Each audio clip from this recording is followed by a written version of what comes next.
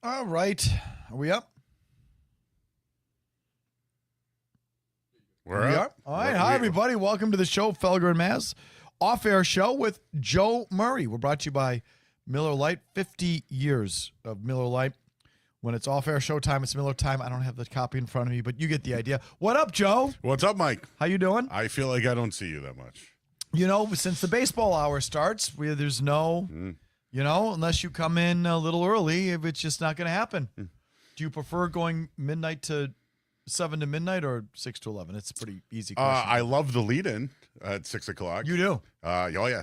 Oh, the Felger and Maz. The Felger and Maz lead-in. Yeah. It's no offense to the baseball show. It's a different deal. Different idea. But going till midnight, we also get post-game. So we get the first ones to react. You know, last night we got the Porzingis breaking news. So Right. I know you consider me a green teamer, which I don't. You are a chronic, insufferable green teamer, a pathetic green teamer, Jake. I somehow hit the wrong button. I've lost everything. Well, I will tell you this, Mike. If you didn't hear last night, I am upset that the Celtics gave up on their championship run. Good for you. Yeah. I'd like to hear a little bit more of that because they basically did. They could go into the year with this team. They could have, yeah. I didn't realize the luxury taxes don't hit till the end of the year. Yeah, the only issue with that is that there's some moves they can't make. So, for example, they had to make it a 3-team trade to move Porzingis. So I think the apron stuff applies now. Yes. But the actual taxes don't apply until the end of the year. So realistically, this is the best time to make a trade because you can somehow maneuver. So they got out of $240 million of future money. Right, but they could have traded those guys in January and still gotten out of that future money. They don't have a big, Mike. How are they going to acquire a big right now when they're $4 million under the second apron? Good question. They won't. They can't. And now, if you want to bring in Horford, you're going to go over the tax. One of these guys is going. I don't think it's Jaylen Brown. White would give you the best return. Hauser would. You think White would give you a better return than Jaylen Brown? Well, yeah, right now, yeah. Why? You're never gonna get the only way that you'll get a return for Jaylen Brown is a Giannis, is some sort of other $50 million superstar. Not many teams are just gonna swap stars unless it's Jokic. I mean, there was some talk yesterday that he has a $60 million player option. They have to offer him an extension. I think the Knicks, by the way, I think they should be in on Jokic. Hire Mike Malone, try to trade for Jokic because they have all the big salaries in Towns, etc. That's a take for another day. But the Celtics, though, they gave up on their run, and I'm upset about it. And one thing that no one talks about, Joe Mazzulla is going into the lame duck year. This means he's getting an extension. Like, they should just play this thing out. Play it all out. How do you look without Tatum? If Tatum comes back, can they manage? Because he can't coach a team. They just rely on the three. I'll bow to you on that one. Thank you, Joe. But, does he really coach? I don't think so. So what they're going to do is they're going to build a team that just shoots threes to get by. So I am curious if they do give him that extension. Ime just got the extension. They're probably going to do it, but they're buying into Mazzulla ball. I'm just curious what they're waiting for, if that's the case. What are we waiting for? All right, Joe, enough sports talk. What do you got for us to say? I call this finicky Felger. Okay. Finicky, you definitely are a finicky person. Would you agree? Definitely not. What? I mean, finicky in terms of what? Finicky stands for, someone's needs or requirements. Like you are fussy about that. I don't consider myself fussy or finicky. I'm just the opposite. Okay. You're just the opposite. I'm so just the opposite. When someone gives a take, you don't say barstool bitches or green teamers or any of that because that's your requirement. Therefore, you're finicky. I don't get that. No. Finicky and fussy would mean that I need things just right or just so. You're not that. Right, I'm not that. You're not that, but you are when it comes to takes. I am when it comes to takes. Well, let's flush this out more. All right, so I got a bunch here. I'll just start with one. Best American band. So it's a long-running question. I think there are the great question is, so best is different than saying your favorite. Correct. Okay, so this is what people don't fucking get when you do this question. Like, my favorite is the Grateful Dead. The second is Pearl Jam. Like, to me, those are the two great American bands of my life. But I wouldn't say they're the best because they don't have as much critical mass. So they're not as, to me, there's two. And then the third one is up for debate. So you say bands, I say acts. So for example, I think, and he's not my favorite, but Bruce Springsteen is the number one American rock and roll star of all time. He's just wrote the most stuff, lasted the longest, sold the most tickets, sold the most records. It's just, even if you don't like them, you got to fucking give it up. Like, you can hate the New York Yankees and say that they're still the greatest baseball team of all time because they are. You can hate them. I say the same thing about Springsteen. So no one has lasted longer, sold more, banged out more buildings, had an impact on. Okay, so Springsteen, Bob Dylan is one or two. And then we debate what number three is. I said Aerosmith. I also said Eagles. Okay, Eagles are in the running for number three. I don't think Aerosmith is. Eagles are in the running for number three. Now I put the Grateful Dead in the running for number three because, again, catalog. I think not just catalog, but next to Springsteen, I don't think anyone has sold more tickets to concerts than them. And they're a cultural force. Again, whether you like it or not, they are. So, like, then you talk about the third band is the Grateful Dead. The third band is, I'll give you Metallica is in the running for that. Thank you. Beach Boys? Eagles, Beach Boys, sure. I'm out on those bands. Tom Petty and the Heartbreakers. Tom Petty's in the running for number them. three. Yep. I put Paul Simon in the running for number three. Okay. His catalog is prolific. But, when you do that exercise, like the Brits blow us the fuck out of the water. That's what it is. Beatles, Who, Zeppelin, like just go down the line. It's like not close. All right, next, Aaron Rodgers or Brett Favre? They're such both colossal assholes. Who's better or who do I like more? Who would be your guy? Favre. Me too. Yeah, Favre. Okay, I'll leave it at that. Something you absolutely need while at the beach. But they're both the same. I don't trust either to win a big game. They were both grossly overrated with the ball in their hands at the end of these games. They were both selfish, fucking team-killing assholes. Both exactly the same in that regard.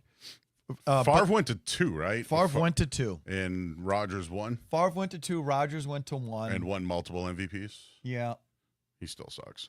He doesn't suck. He's just an asshole. Yeah, he's got his retirement tour, Mike. I hope you're ready for that. Something you absolutely need at the beach. Alcohol. Oh, wow. Yeah. Mine was lotion, but okay. Sunblock. I mean, I can get away. Like I was going to say book, but I've had plenty of beach days where I don't read a book. I could say toys, but then there's times I don't need a toy and I just read a book. My family would be the second one. Like, wow. Okay, I didn't go there. like I'm pretty good at the beach with my wife and kids. Yeah, I could spend all day at the beach. I absolutely love the beach and being with young kids. I just love throwing a ball in the water or playing around. But alcohol. Okay. Or Bork Chara. Name another team that had a better defensive 3 in NHL history.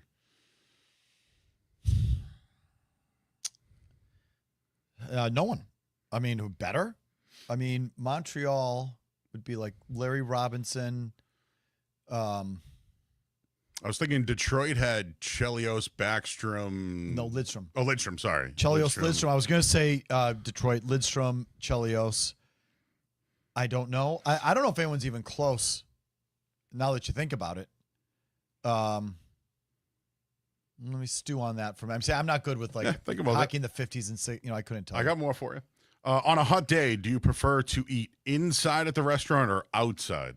I'm almost always outside, unless it's 95 degrees out. Yeah, that would be inside.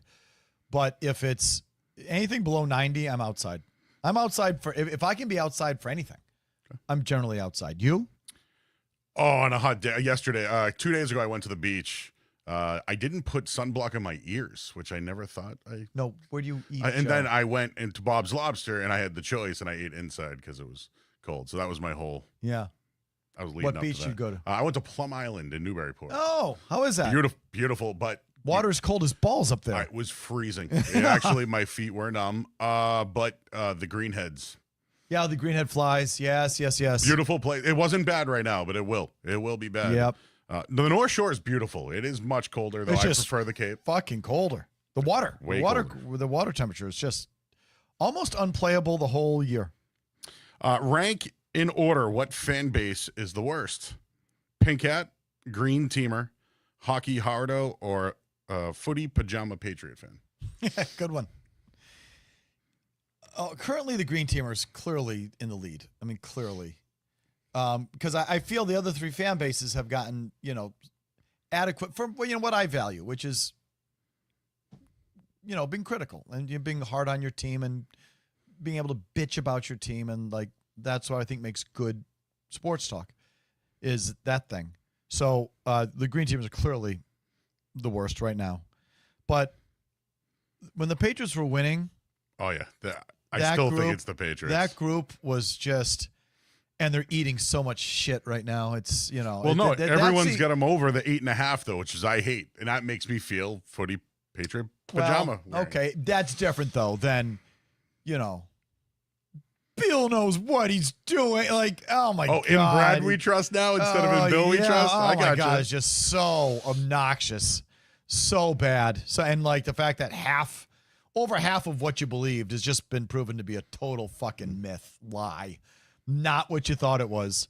That's the only redeeming thing to the Patriots falling off the planet is that it just puts the lie to all that bullshit we had to hear for so long from the Footy Pajama wearers. Yes, that was a bad group. The Red Sox Pink Hatters. Are they dead? Yeah, the Pink Hats are dead. But there's a whole group of fans that still sort of, their first inclination is to not challenge their team or question their team. It's to defend their team. And that all came along in the last 10, 15 years. I don't think we're better off for it. I don't. So there's a whole group of Red Sox fans who are still, they're not Pink Hats, but they're like the Millicanites. They're like oh, yeah. very defensive of the team and the decision-making and like. Explaining why they're doing this and wait for this kid in the minors. And based on what? What have they done? When we're talking about the Patriots Footy Pajama, where they had won fucking 5, 6 Super Bowls, so it created this whole cult, but it was based on the winning. Where do those people with the Red Sox, where do they come from? They've done dick in half a dozen years, and yet you still have like this blind faith in them and look at what's coming. And it's like, I don't get what the basis is. I don't either. Hockey hardos, I despise. Yeah. Hey, listen. I never played ice hockey. I played goalie at Fallon Field in Rosendale. And ice hockey or floor hockey? Floor hockey. Yeah. I did play. We used to have a pond at George Wright, and we'd play there. I just couldn't skate. Yeah. But I had a lot of friends. All my friends. Catholic Memorial was like a bed of just kids going to the NHL or just playing in college. So I knew a lot of hockey players, but the guys who tell you they know hockey, and like I do post game, I'll give you an opinion. It's just an opinion of what I saw. I played for 3 years. Yes, the hockey guy always has to tell you that he played hockey. In no other sport do we get that. Yeah, I played high school football. I think he should have ran the in cut on that. We don't get that. But the hockey guy calls up and says, listen, I know hockey. I played for 12 years. And that forecheck, it's like the hockey guy has to declare himself for some reason. It's true. Yeah, that's a pretty interesting order, though, or just in general, like everyone's got their own fan base. Next, what's your favorite junk food? Great question.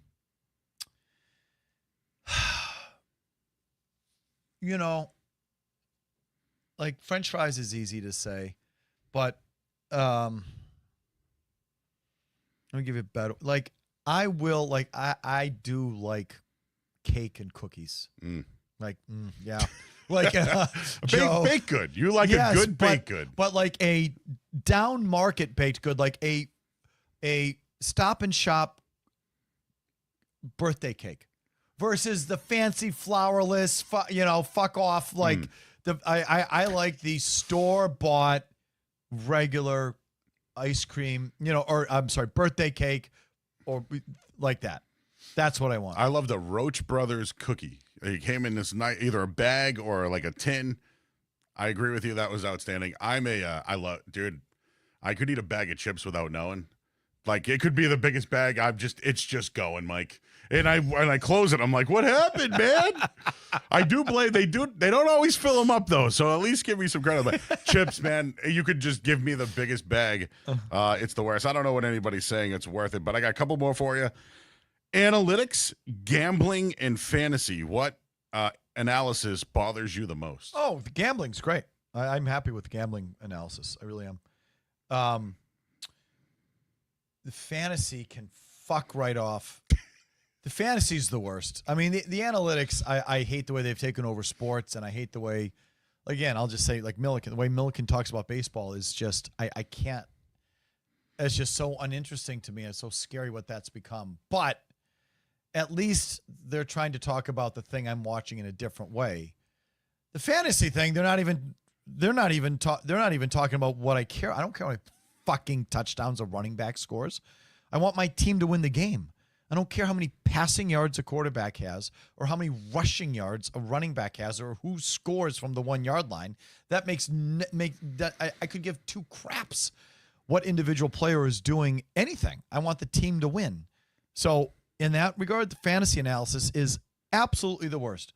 And I think in football more than anything, it really hurt fans' knowledge. Like, it's led a whole generation of kids to think that running backs are important. Or that, or, you know, like, I don't know, that just, the things that you value in fantasy are not what wins real games. It is not. So, like, that to me is the worst, easily. Just as a bettor, a lot of people do bet just, hey, will Aaron Rodgers throw a touchdown today, +5, like +120. There's a market for that. Okay, so the daily, like, that's kind of different than fantasy. You're absolutely right. But you're talking like rotisserie and yes. My God, your fantasy draft and your yeah. fantasy team. Do not tell me what your fantasy team did. But I do not care. I do think the Celtics, though, this year will play their season by analytics because they've already said, well, Tatum's not playing. So let's just final one here from me. If you could add another member from the Sports Hub to Felger and Maz, who would it be?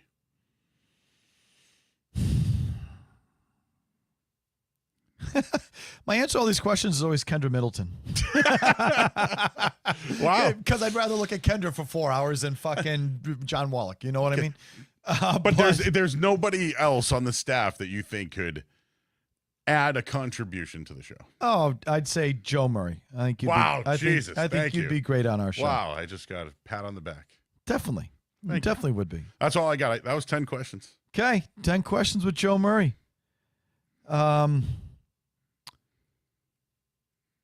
What was I just going to say to you? All right, never mind.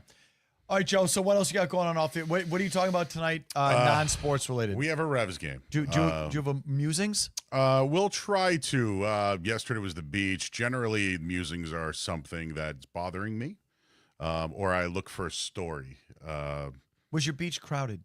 Not at all. Nope. I love the Cape, by the way. No, like South Shore versus North Shore. I live on the North Shore. I live 15 minutes from Nahant, but I love like Plum Island cranes. Beautiful. Like just different than the Cape. Sure. But there is something about that 28 stretch. I know you're an island guy, but I'm that Yarmouth, Dennisport. I stay in Dennisport. I love Harwich, like nice town. So I just love that whole thing. There's always somewhere to eat, a late night spot to go to. I like bands on the Cape too because it's. I don't know if they're good. I just it doesn't matter. I got a drink in my hand and I like it. So I'm looking forward to summer this year. But yeah, the beaches are crowded at the Cape. I will say that though. But who cares, right? You're on the Cape, you're having fun. It's just swimmable water though. That's Up true. North, even Cranes Beach, it's nice and shallow, and you can really sort of wade out there, but it's fucking cold. It is cold. But it's just something about that Gulf Stream. It just doesn't hit. I think Cape Cod, I think the Cape blocks all that warm water from hitting anything up in here. But the food on the North Shore is 10 Think so? times. I grew up in Boston. There's good food. You got to go downtown, obviously, but man, the food on the North Shore, Mike, you'd gain weight. You would gain weight. What's the lobster place I go to in Essex? Oh, was it like Woodman's? Woodman's. All Woodman's, right, so yes. so that's the whole clam mile right there. Yeah, clam mile. I go to Farnham's, which is right down the street. Okay. CK Pearl's a great little restaurant if you want to take the wife. Yeah. But that whole stretch, Choate Bridge is my favorite there though. But that's the best fried clams That's Ipswich. That's where you go to get a fried clam. Cape, I try to stay away from the fried. I go Why? like lobster roll or scallop. Why? I just don't know if they're coming from Ipswich. I hate if someone gets strips, you got to get the whole bellies. I don't know if you're a strip guy or No, what I'll eat whatever. Yeah, I guess I'm not picky. but you got to get whole bellies. That's where I'm at on that one. But the food on the North Shore, you can start at Kowloon. You can make your whole way up. They got a Regina out there. They just barbecue galore. Mexican food, you name it, Indian, Asian, they got it all. It's just absolutely outstanding. Joe, where else do you go on vacation? I haven't really. I went to Vegas for WrestleMania with Jay Stu. He did not like Vegas. I did. What did Jay Stu not like about Vegas? I don't think he understands that we're like. He loved to go to like the events, like wrestling events. I'm like, where are we going to gamble? where then eat and the pool all day? Like that's an experience. I love the pool all day. I'm a Vegas pool guy Yes. all day. I love it. So we're in that Mandalay Bay, Luxor, Sure. But you can go to any pool too because it's all the same company. Yep. But that's an experience. Plus, you can gamble and drink inside the pools. I love swimming up to the blackjack table. Joe, what do you play when you're there? I am a blackjack guy. And just to give you a scenario of the Celtics, I think the Celtics have been full tilt for 8 years. They've been all in, and I think they've cashed in some of their high chips and are taking a step back for a little bit, and then next year when Tatum comes back, they'll put their chips back into the table. But they could have just run it back this year. Absolutely. They could have. Now, if they won, I do agree. If they won, how do you break up a three-peat? Right. So I think they would have been hard-pressed to do that. And if they were willing to do that, why aren't you willing to do this? Because the East is wide open. You bring everybody back. Tatum comes back in March. And you can actually make a legit run next year. Yeah. I think, though, that selling on Porzingis, they could have definitely – I think they could have got more. What if he played well and was healthy? He's a $30 million dump to another team. I think they could have – and I would have dumped him because he would have been unreliable in the playoffs. But I'm still right about that. I think you and I had a Lillard versus Porzingis thing.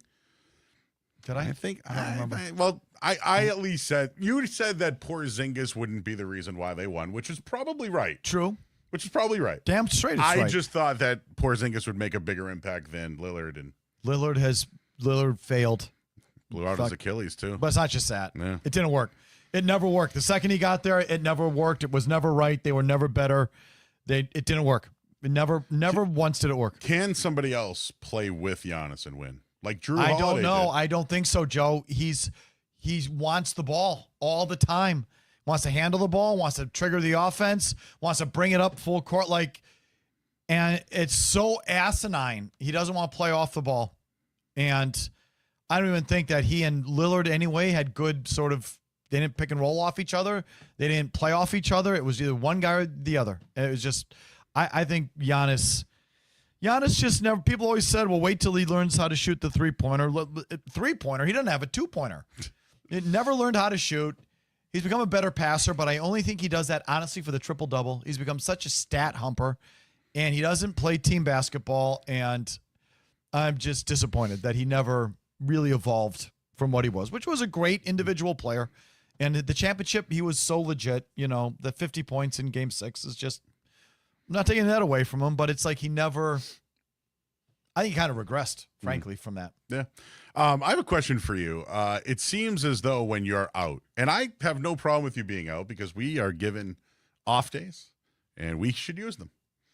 But how do you feel that when you take the time off, something does happen? Do you feel like it's like luck? It's just the luck of the draw? Yeah, here? it is. Because I've been so vocal about it, I know every time I take a day off, someone's going to get fucking traded or someone's going to get signed. And I got to hear from you, asshole. Oh, I thought you were done for all important days. And where was Drake May? And what happened to? So, yeah, I you know what? I actually give up. I give up. I officially give up on that whole whether I feel that way or not, I give up. And I'm actually going to embrace what all you do and all you believe in, and that is I'm taking every fucking day I get, no matter. I've been taking a sick day in 16 years. I've been taking a sick day. I don't think I've taken a sick day even before this show started. I can't remember the last time I took a sick day at the Herald or at NBC Sports or Comcast Sportsnet, I don't take sick days. I've never taken a sick day that I can remember, but I'm going to fucking start. How many do we get? I don't know. I've never taken a sick day. I don't even know how. Okay, but I'm going to figure it out. So I'm going to take not only all my vacation days, I'm going to all my comp days. I'm going to take all my fucking sick days. I'm going to find out how many I get.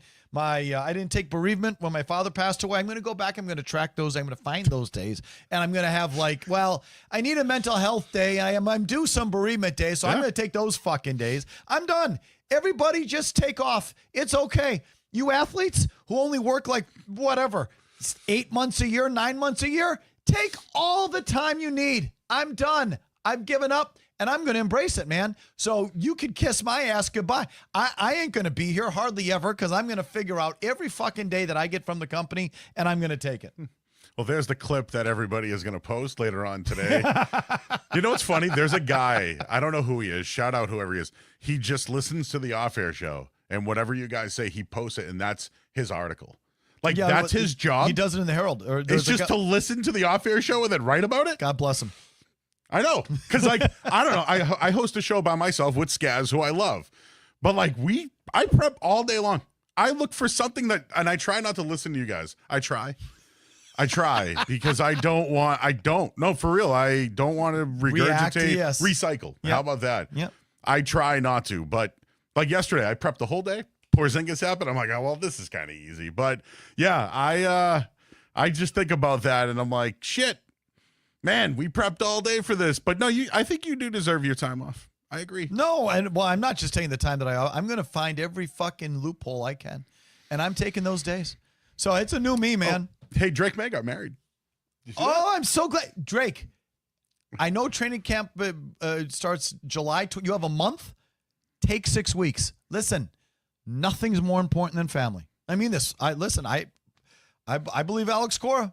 It's just a job. Nothing's more important than family. Nothing's more important than your wife. Take all July 23rd. I wouldn't come back anytime before at least August 15th. Okay, because nothing's more important than your family. And for you to put work ahead of your family life, you got to be some sort of asshole. So, believe me, all the time you need. You won't hear me say a word about this stuff ever again. I'm fully embracing the modern millennial world. All the time, nothing's more important than my mental health. I'm feeling a little down, a little anxious. Fuck off. I'm not coming to work. Nothing is more important than my mental health and my family. So listen, every time my daughter has got a lacrosse practice, games, you won't see me on game day for the next 5 years. I got to go to her practice. Nothing's more important than family, Joe. Hey, you're not the only one at this station who does that. I'm doing it. That's the new me. Other people got to take their kids to practice as well. I've been meaning to do this. I gotta find. Someone's got to send me the handbook. I want to know how many personal days I get, how many sick days I get, and I'm banging out, baby. Okay, so see, I'm the opposite.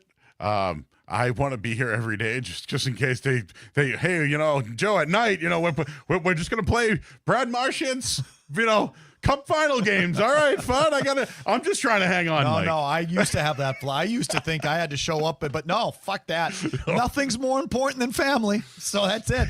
And it's all family time from now on in. Hey, if you're out, I'll come in. So no, literally, Mike, we're on 2 different scales. I'm like, I gotta be. Yes, actually, that's how I got by in this business. I feel.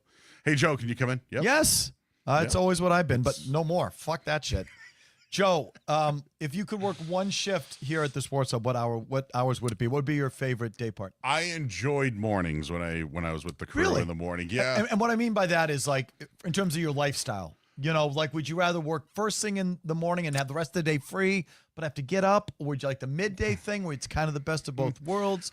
Hour shift? Like what? I think that I could make the most money working 2 to 6.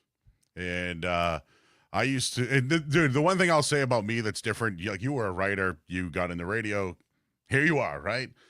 Me, I did not. I went to Connecticut School of Broadcasting and worked at 1510 and grinded and was a producer and then worked my way up. So respect was something that I had to work for, which I still don't get. But now it's kind of How don't you get respect? For a long time, it was, hey, you're Joe weekend guy. You're stuck on the weekends. That's why you work on the weekends. And that's why you're doing nights. And now it's more about currency is the ultimate respect. Yes. It's turning. It used to be the other way. So usually, and I don't know what it is, but morning guys is where the money is. Oh, well, hey, I am down with that. No, hey, listen. I would like to progress in this business. How about that? So you just want to go to the day part that pays you the I most. just think nights, if I want to make money, is probably not the best. Yeah, no, it's one of the two drive spots. Yeah. Is what it is. But you don't care like the 6 to 10. That's hard. Yes, I could do that. I have done it. I mean, it's hard in terms of lifestyle and the sleep deprivation. My wife used to do morning news, and that's some real shit, Yeah, and I stay up late. Getting up at 3 o'clock in the morning every day. Yeah, that's I hard. like to watch the games, watch Felger and Holly, and then what else is on? Like I feed me. Like I'm a feed me information guy, but I do kind of like waking up in the morning and having that first take, just like being the guy at night to have that first take. But 2 to 6 though, I think would be best. Get to sleep in a little bit, read the articles for the day, do what you got to do, and then go to the game or set up for what, you know what I mean? So I think that would be the best. Yeah, I think it is. I think we're so lucky to have the shift that we do. It's great. Even not just lifestyle, being able to take my kid to school in the morning. You miss practices and shit at night, but not anymore. I'm fucking going to these youth practices, and I'm going to be cutting out early from this point forward because nothing's more important than family. As Alex Cora told us, this is just a job. Nothing's more important than family. And if you want to put your work ahead of family, you are some kind of asshole. I'm not going to be that guy anymore. So I'll be cutting out around 4:30. Go to lacrosse practice. Okay. Where was I? What was I saying? Oh, but the 2 to 6. You get. We do a lot of prep for the show. Yeah. Listen. I've said this many times. Mike Felger prepares more than anybody. But you know what? I should. You should. I have all day to do it. If I'm doing the 6 a.m., I'm not getting up at 3 to do the 2 hours. No. But so if your show's at 2, you should be the most prepared. And 10's sneaky hard, because you're driving in during the middle of traffic and we should be the most prepared show just because of the hour. And at this station, I've worked every show. Generally, the morning show is what happened last night kind of show, where if you work here, Tom Morgan's got segments ready. It's just, hey, what are your thoughts on the Porzingis trade? And it's every segment. So it's just a word, you react. So I kind of do like that format. I think it's more of an ESPN format. And then you're just agenda driven. Me, I like to hot take and then have some fun. All right, Joe. Well, thanks for coming by as always. Sir. Appreciate it. Jake, you know what our schedule is? Are we on next Wednesday? I would assume we're on next Wednesday. Thanks for tuning in, everybody. We'll catch you next Wednesday.